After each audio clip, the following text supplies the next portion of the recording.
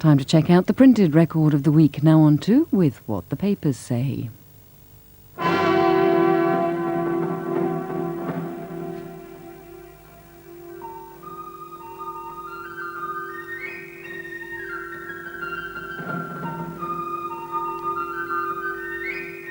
This week, What the Papers Say is presented by Isabel Hilton of The Independent.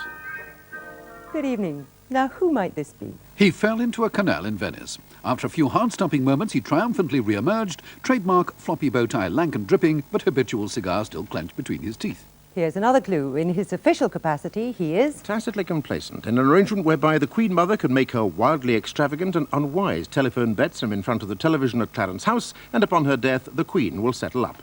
Yes, it's Lord Wyatt of Weeford. Woodrow Wyatt, the voice of reason. In the news of the world.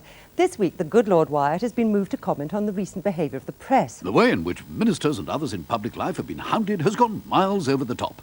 On November the 29th, the Sunday Times published details it had obtained of personal and financial affairs of 5 ministers. It was confidential information, vilely leaked for money. I hope the new privacy law will be introduced next year. The fact that the News of the World publishes Woodrow Wyatt on page 6 should not be confused with the paper's own views.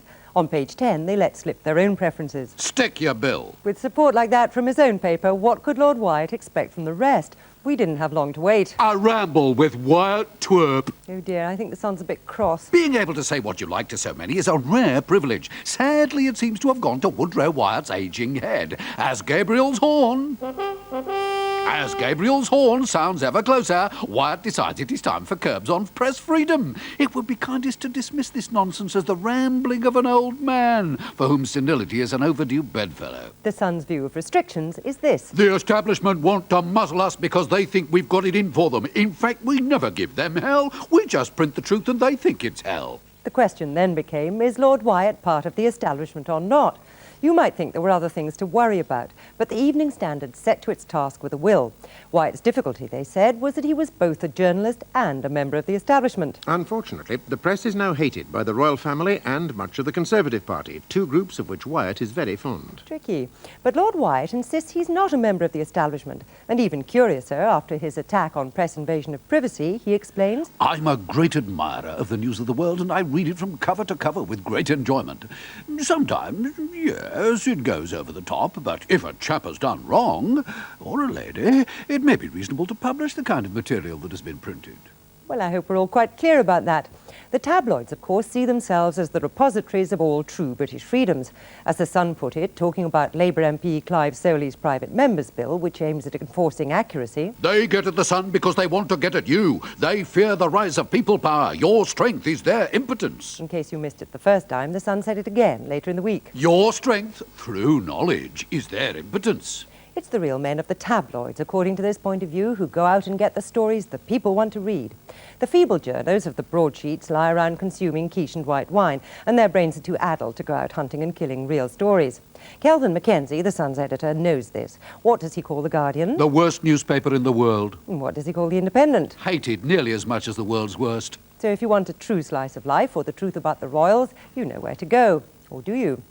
The tabloids often do break these stories, but they often buy them in too. And where do they buy or pinch them from? From those wimpish broadsheets, of course. This one, for instance, from The Sun on the 10th of December. Behave, or we send the ferrets round. Starred first in The Independent of the day before, though they didn't tell you this. Justice is a ferret down the trousers. And this one Cold, loveless world of the Iron Duke. was the cover story in The Independent on Sunday's review. Fathers and sons, Fiammetta Rocco talks to the Duke of Edinburgh. This item, published in Today on the 18th of June, I love my daughters, but not my son, so I abandoned him. might seem eerily familiar to readers of the Daily Telegraph, which published it first. Even stranger, for a section of the press not noted for its lack of opinions, this column by Hugo Young of The Guardian was brought in by the Daily Mail on December the 4th. Lamont and the road to oblivion. And now to the fate of the you-know-where treaty. The Edinburgh Summit last weekend was a rich experience for connoisseurs of the art of opinion forming. European summits reach their maximum frenzy on the eve of opening, when all parties take up apparently intransigent positions. Diplomats busily talk down chances of success, and catastrophe apparently looms. That way, if things should go wrong, the diplomats are covered. And if they should go right, it seems like a bigger triumph for the country that holds the presidency, the UK in this case.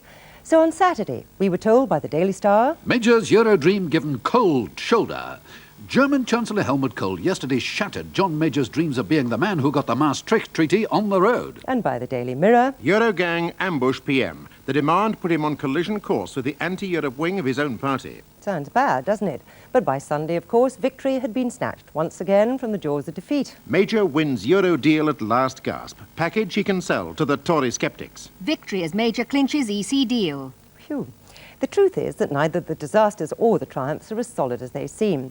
As Andrew Marr wrote in The Independent before the summit, There always comes a point when Chancellor Kohl gets hungry. There are deals waiting to be done. They will be. remember, folks, it's not over till the fat man eats, I must say I'm feeling rather peckish. with a haunting image from Bosnia, which we'll come to later. If there was an unusual feature this time round, it was that there were dissenting voices in the Conservative press, Everybody's happy. said Jacques Delors. But perhaps he hasn't met Sir Peregrine Worsthorne, who observed of the author of the Edinburgh Triumph, When I see Mr. Major on television now, I am reminded all the time of Mr. Chamberlain, that same expression of doltish, unimaginative, uncomprehending obstinacy.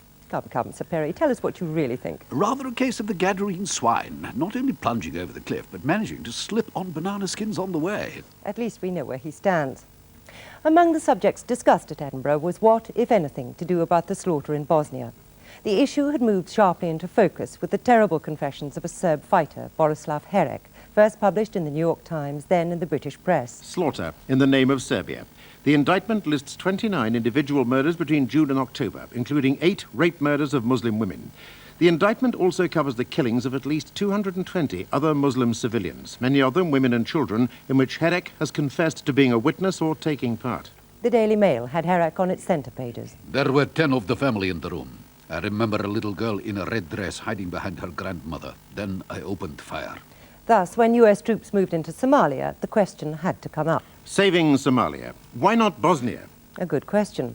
In Somalia, one group of Marines under Lieutenant Matkin fought their way up the beaches against the stiff resistance of an assembled media pack. Spotting 3 men coming towards him, Matkin shouted a warning and loosed off a few rounds above their heads, forcing them to hit the ground. More men suddenly appeared. Matkin's squad shouted warnings and fired over their heads. Then a truck, its headlights on, trundled forward. A young Marine aimed his AT-4 anti-tank missile at it, his finger squeezing the trigger. Something caused Matkin to tell him to hold fire. The truck stopped, and to warning shots, its occupants hit the ground. One of Matkin's team ran forward. They're effing journalists! He shouted. Not all the Marines were terribly pleased to see the press. We're trying to make this place secure, and the journalists are sticking their friggin' noses in everywhere, getting in our way. Complained one Marine officer as a media army charged up and down the beaches, arc lights and cameras waving. When the fusillade of warning shots died away, then US forces noticed to their surprise that almost everyone was very pleased to see them. It didn't last, of course. For journalist Richard Dowden, waiting in the appalling suffering of Baidoa for relief to arrive, the delays that followed the landing were inexcusable. As soon as the Americans said they were coming, 2 things happened. Most of the people got out flags and flowers ready to welcome them, and the looters went into overdrive before the final whistle. But then they said they wouldn't get to Baidoa for another 5 days. All the aid agencies agree that the delay in the arrival of the American forces and the announcement of it will cost many lives. They are frightened and furious with the Americans. But they were, at any rate, in Somalia. So if Somalia, why not Bosnia? One US official quoted in the Times was asked that very question. We don't do mountains. Came the reply. But was this attitude towards Bosnia changing? And should it change? Should the air blockade at least be reinforced by military means? In The Independent on Sunday, General Sir Anthony Farrar Hockley argued that it should. Serbia must be beaten back. The Times agreed, Slow awakening. Bosnia needs help and should get it soon. though the Times guest writer, Conor Cruise O'Brien, did not.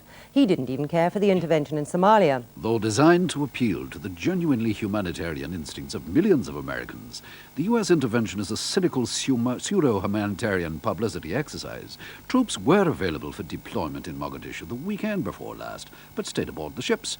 The reason was explained by a television producer in Mogadishu. At the weekend, American television news bulletins are not long. Charles Krauthammer also argues against intervention in Bosnia in an article in the International Herald Tribune.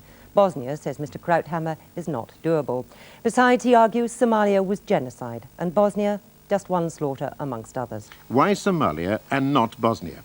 The suffering in Bosnia is heart-rending, but so is the suffering in Liberia. Will America intervene there? Unless it is prepared for endless wars of altruism, it will have to draw a line. Drawing the line at genocide satisfies the claims of morality and prudence. Well, I expect we feel a lot better knowing that.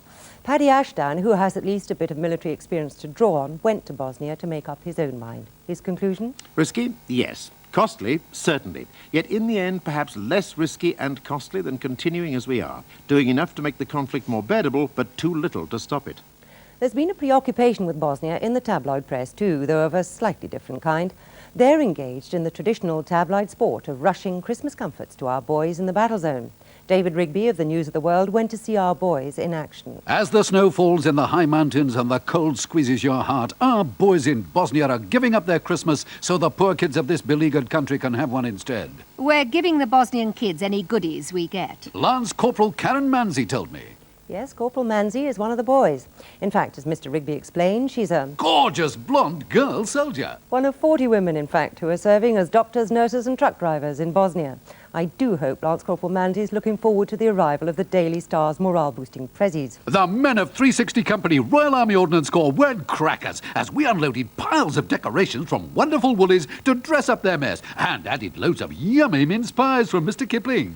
We also brought in special star boredom busters, sets of the very latest hit movies on video. We spiced up the package with saucy Starbird calendars guaranteed to warm the cockles of any Sergeant Major's heart. Bet Lance Corporal Manzi enjoys that bit. And were the boys grateful? Oh, God, yes. What a belter of an order you have made, would I? Said Private Warren Norris, 22, from Wolverhampton. Well, they've got the mince pies, but what about the pud?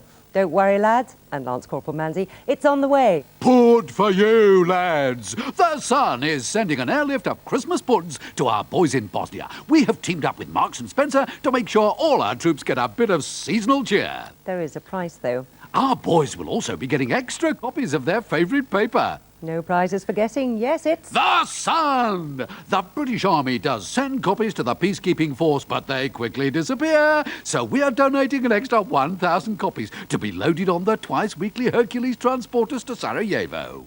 Well, I'm really pleased those Hercules transporters are coming in useful.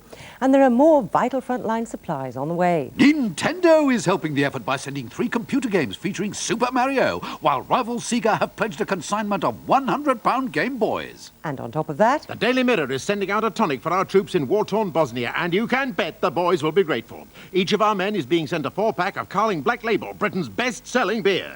I can't think when they're going to find time to do any peacekeeping between unpacking the prezzies and posing for the publicity shots afterwards. Here are the lads of 360 Company again. Star crazy, the troops decorate a bulletproof siege buster with a bumper consignment of goodies. Could that be Corporal Mark Holt clutching a Starbird calendar and sending a message to his loved one, Pauline? The brave British troops stuck out in Bosnia for the festive season make sure the folks back home get their Christmas message. Well, quite. The only problem was that when Mrs. Mark Holt saw the picture, she was not as thrilled as you might expect. I was humiliated and burst into tears. I had to phone my mum to come and comfort us. And the cause of Mrs. Holt's distress? Her name is Mandy. Not Pauline. So, who's Pauline? Pauline is 26 and they met while working in the officers' mess. I've been wanting a divorce for months. Said wife Mandy. Bad move, Corporal Holt. A phone call home only made things worse. He sounded as if he'd been drinking and I didn't want an argument. Said Mandy.